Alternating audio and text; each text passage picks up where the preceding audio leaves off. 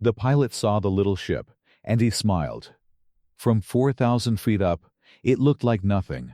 A single gray splinter on the flat blue skin of the sea. No carrier. No battleship. Just a destroyer. A tin can. The kind of target the men in his squadron had been trained to swat aside on their way to the real prizes. He tightened his grip, pushed the nose down, and began his dive. This would take 30 seconds. Maybe less. Below him, on the deck of that gray splinter, American sailors were already screaming into the sky. He could see the muzzle flashes winking up at him, desperate, frantic. Too late. He had watched ships die before. He knew how it went.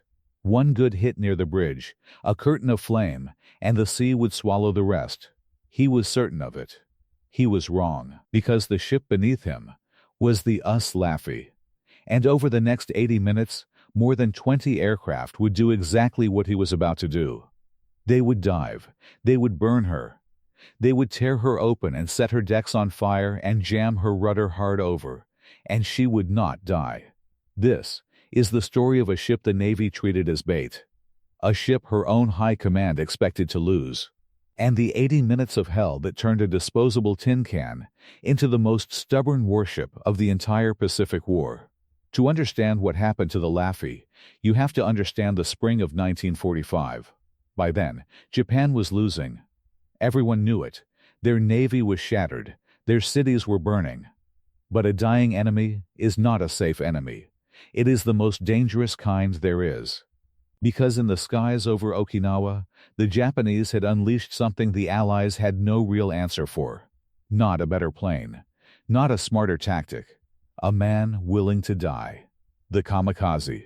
Think about what that meant, in the simplest terms. A normal bomber has to survive. It flies in, drops its load, and tries to escape. That fear of dying makes it careful. It makes it miss. But a suicide pilot has no such fear. His plane is the bomb. He does not need to aim and pull away. He only needs to point his nose at your deck and hold it there all the way down. A guided missile made of aluminum and flesh.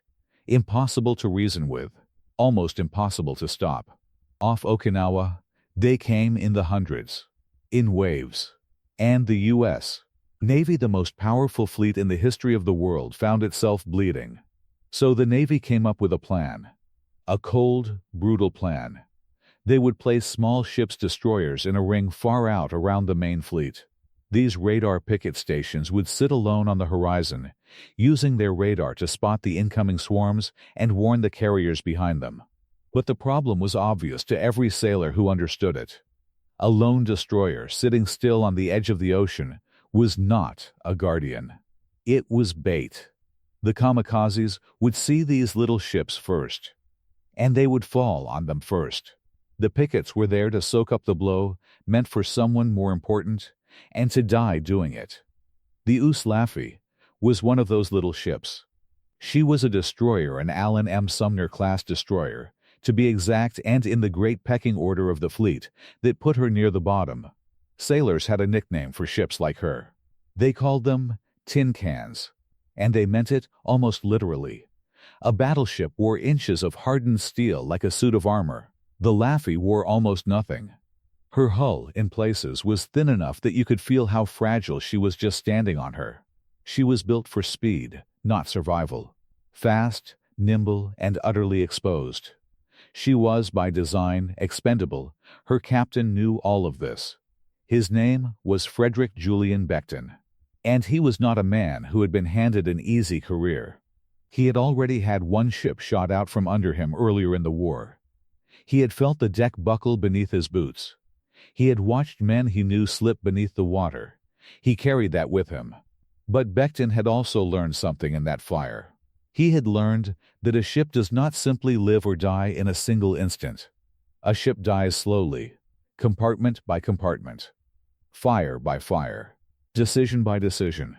And if a crew is trained hard enough and stubborn enough, a ship that should be dead can be dragged back from the edge, again and again and again. So Becton drilled his men until they hated him. Damage control, fire hoses, flooded compartments. Over and over, in the dark, until they could do it half-blind and choking on smoke. The other crews thought it was excessive. Paranoid even, the war was nearly won. Why train for a nightmare that would never come? Becton didn't argue. He just kept drilling. The Laffey had already earned her scars. She'd fired her guns onto the beaches of Normandy on D-Day. She'd crossed to the Pacific and fought through Leyte and Iwo Jima. Her men had seen kamikazes before from a distance. Then, in April 1945, the orders came. The Laffey was assigned to Radar Picket Station Number 1, the most exposed position on the entire line, the closest to Japan, the very tip of the spear, and the first place the swarm would look. They were being sent to the one spot where a tin can was most likely to become a coffin. Now, here is where the story turns strange. Because the weapon that would save the Laffey was not a weapon at all. It was not a secret gun. It was not a clever gadget. On paper, it was almost laughable. It was two things: a stubborn philosophy and a fragile hull that refused to behave the way physics said it should. Start with the philosophy. Becton's whole approach came down to one unglamorous idea: never give up the ship. No matter how bad it looks. Keep at least one gun firing. Keep at least one hose running. When a compartment floods, seal it and move to the next one. Don't mourn. Don't freeze. Work. To the polished officers of the fleet, this was almost embarrassing. It wasn't heroic in the grand sweeping way. It was plumbing. It was carpentry under fire. It was sweating, terrified men wrestling with valves and shoring up timbers while the world exploded around them. Nobody made recruiting posters about a man plugging a hole in a flooded passageway. Then there was the ship herself. And here you have to understand a simple, cruel piece of physics. A destroyer is small. That is her curse. And, strangely, it is also her secret. A huge carrier presents an enormous target. Almost anything you throw at it will hit something vital. But a small, fast destroyer twisting at flank speed is a hard thing to kill cleanly. A bomb that would gut a bigger ship might punch clean through her thin hull and out the other side before it even had time to arm. A kamikaze aiming for her heart might smash into a gun mount instead, spending all its fury on steel that could be replaced, instead of the fragile spaces that kept her afloat. The Laffey was too flimsy to stop a hit. And, it turned out, too small and too fast to be finished by one. Nobody planned it that way. No admiral drew up a doctrine that said, send the thin ships, they'll survive. The pickets were meant to die. That was the grim math. But on the morning of April 16, 1945, all of these unlikely things, the obsessive training, the stubborn captain, the flimsy hull, the twisting speed, were about to be tested. Tested against the largest concentration of suicide planes any single ship had ever faced. And the men on the Laffey had no idea what was coming over the horizon. They came just before 9 in the morning. First it was a whisper on the radar, a smudge of contacts on the far edge of the screen. Then, the smudge became a number. Then, the number became a horror. More than 20 aircraft, bearing straight for one small ship. The Laffey's guns opened up, and the air filled with a sound the crew would never forget. The hammering pound of the 5-inch guns, the ripping snarl of the smaller cannons, the endless metallic rain of shell casings clattering across the deck. Smoke, cordite, men shouting over a noise so loud it lived inside your chest. The planes did not come all at once. They came in waves, one after another, so the terror never stopped to let anyone breathe. The first kamikaze came in low and fast. The gunners caught it, tore it apart, watched it cartwheel into the sea. A cheer. Then another was already diving. Then one got through. The impact was a deep, hollow thump you felt in your teeth before you ever heard it. Fire rolled across the deck. Men were simply gone. And still the next plane was screaming down. Now think about what this did to the minds of the men doing the attacking. A kamikaze pilot has made peace with one thing. His death will mean something. He will trade his single life for an American ship. That is the entire bargain. That is what lets him hold the dive all the way to the end. But the Laffey would not complete the bargain. Pilot after pilot poured himself into her. She burned. She was hit again and again, bombs tearing through her, planes slamming into her guns. Her rudder jammed hard over, so she could only steam in a slow, agonizing circle. A wounded animal that couldn't even run. And still she fired. You can only imagine the disbelief in the cockpits above. They had given everything, the ultimate sacrifice, and the little gray ship simply refused to accept it. She should have been under the waves 20 minutes ago. Instead, her remaining guns still reached up for them, spitting fire through her own smoke. When someone raised the question of whether it was time to abandon her, Becton's answer became legend. He would never leave that ship, he said, as long as a single gun would still fire. And on the Laffey, a gun would always fire. But here is the part of the story that should never be told as a simple triumph. Because the Laffey lived, and so many like her did not. That radar picket line off Okinawa became one of the deadliest places in the entire war. Destroyer after destroyer was sent out to those lonely stations. And destroyer after destroyer was torn apart. The Usbush, the Uskolhan, the Manert El Abili, small ships. Good crews. Sailors no different from the men on the Laffey swarmed, overwhelmed, and dragged under the same indifferent waves. On the very same day the Laffey fought for her life, another picket destroyer, the US Pringle, was struck and went down in minutes. Same ocean. Same enemy. A different ending.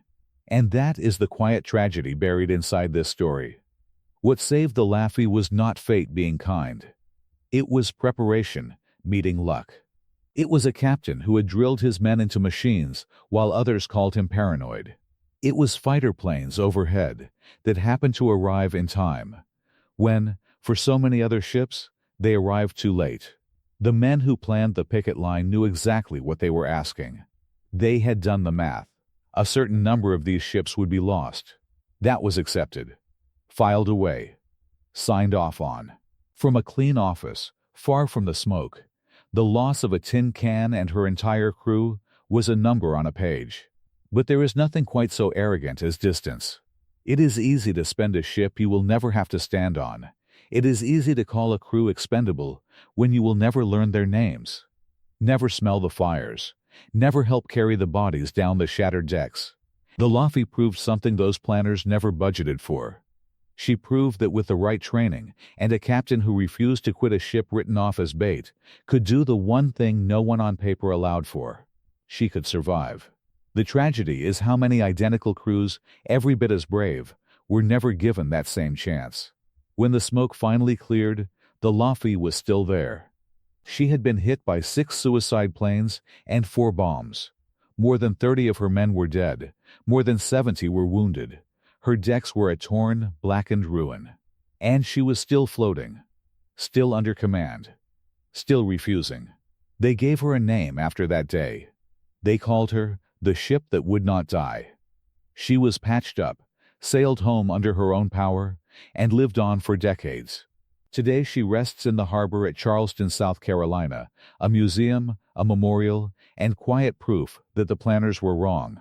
Now think back to that first pilot. 4,000 feet up, nose down.